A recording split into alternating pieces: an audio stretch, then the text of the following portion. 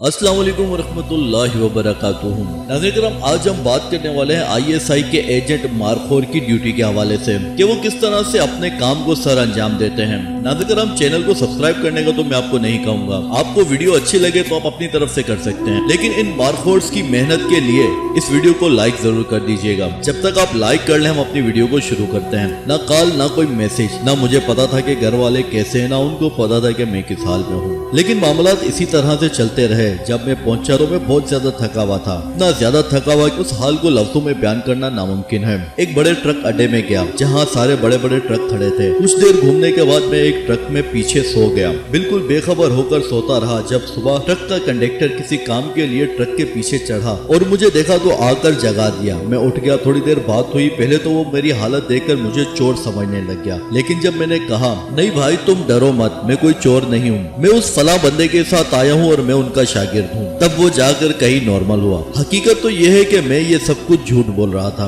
मैंने तो बस वैसे ही बात कर दी थी कि मैं फलाने उस्ताद के साथ काम करता हूँ। रात को किसी बात पर झगड़ा हुआ और मैं वो दुकान छोड़कर आ गया हूँ। रात बहुत ज्यादा हो गई थी जिसकी वजह से मैं तुम्हारे ट्रक में आकर सो गया। खैर जैसे तैसे करके मैं वहाँ से निकलकर अपने दफ्तर पहुँचा। जब मैंने सारी तफसीलात अपने सीनियर को दी तो वहाँ से मुझे शाबाशी बेटे के साथ साथ और भी बहुत सारा प्यार मिला। मैंने उन्हें बड़े ही मासूम लहजे से कहा, सर मैं अब घर जाना चाहता हूँ, घर वाले परेशान होंगे, मिल भी लूंगा और थोड़ी छुट्टियां भी गुजार लूंगा। दोस्तों छुट्टी तो आसानी से मिल गई। अपना सामान बांधा, बस की टिकट कराई, सोचा घर वालों को सरप्राइज दे दूंगा। इसके अलावा भी बहुत कुछ सोच रहा था। वालदा, वालिद और बहन के लिए कुछ खरीदारी भी कर ली। नाज़रीन करम, तकरीबन आधा सफर तो मेरा तय हो चुका था, जहाँ तक कि मेरे दिमाग में मेरे घर की खुशबू आने लग गई थी और मैं बहुत खुश था। होता यह है कि मुझे अचानक मेरे सीनियर्स की कॉल आती है और उस कॉल में सिर्फ इतना कहा जाता है कि हमारे मुल्क के बहादुर शेर, तुम इस वक्त जहाँ भी हो फौरन वापस मुझसे मिलने आ जाओ। एक बड़ा मिशन स्टार्ट करना है, ना हमारे पास वक्त है और ना बंदे, ये काम सिर्फ तुम्हें ही करना है। मैंने सिर्फ 2 लफ्जों में बात को खत्म कर दी,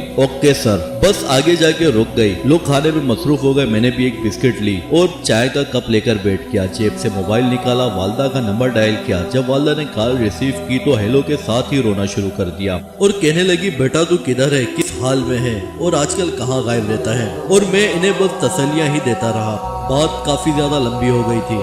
तब वालदा ने कहा कि बेटा तेरी बहन की शादी की तारीख पक्की हो चुकी है, तुझे जरूर आना है क्योंकि अब्बा अकेले हैं। छोटा भाई अपनी मौज मस्तियों में रहता है, काम बिल्कुल भी नहीं करता। तुम आ जाना ताकि अब्बू का हाथ बटा सको। एक ही तो तुम्हारी बहन है, इसे खुद रुखसत करो। मैं चुपचाप सुनता रहा क्योंकि मैं पहले भी कई बार इनसे इस मामले पर झूठ बोल चुका था। वालदा कहती है, बेटा तुम इतने खामोश क्यों हो, या फिर कुछ झूठ बोलने की तैयारी कर रहे हो। मैंने रोते हुए जवाब दिया, माँ जी मैं आप लोगों से बहुत दूर हूँ। हकीकत ये थी कि मैं घर से इतना दूर नहीं था, लेकिन माँ जी मैं सारे कजनों को कॉल कर दूंगा, वो आ जाएंगे, अब्बू के साथ हाथ बटाएंगे और सारे काम भी कर देंगे। लेकिन मैं नहीं आ सकूंगा क्योंकि माँ जी बहुत सारे फौजियों की बहनें भी इसी तरह से रुखसत हो जाती हैं और इनके भाई घर पर नहीं होते क्योंकि उन्होंने इस बहन के अलावा और भी बहनों का ख्याल रखना होता है। इससे ज्यादा मैं कुछ भी ना बोल सका और ये ख्वाहिश जाहिर कर दी कि क्या मैं अपनी बहन से बात कर सकता हूँ। पीछे से बहन की आवाज आती है कि अगर बात करनी है तो तुम्हें घर पर आना होगा, मुझे तुम्हारी मोबाइल पर झूठी तसल्लियों की कोई जरूरत नहीं है। मैं फिर से चुप हो गया। उस वक्त अगर मैं उन्हें कहता कि मैं घर आ रहा था लेकिन किसी काम की वजह से फिर वापस होना पड़ा, तब भी सब यही कहते कि ये झूठ बोल रहा है। इसी वजह से मैंने कोई ऐसा जिक्र नहीं किया और वापस की टिकट लेकर ऑफिस आ गया और वहीं से ही अपने दूसरे मिशन की तैयारी शुरू कर दी और निकल पड़ा।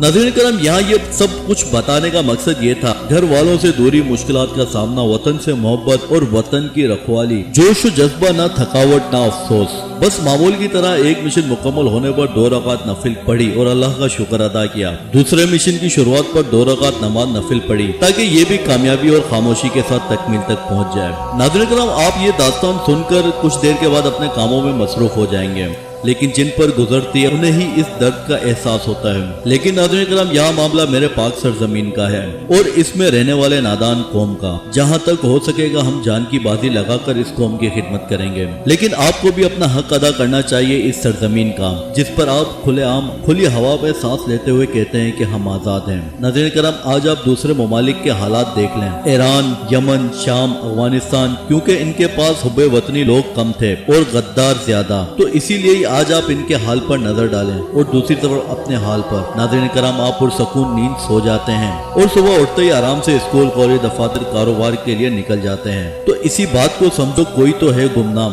جو آپ کے سکون کی خاطر اپنا سکون لٹائے زندگی گزار رہے ہیں، تاکہ آپ لوگ سکون سے اس پاک سرزمین پر سلامت رہو۔ آخر میں یہی کہوں گا، افواج پاکستان زندہ باد، ISI زندہ باد۔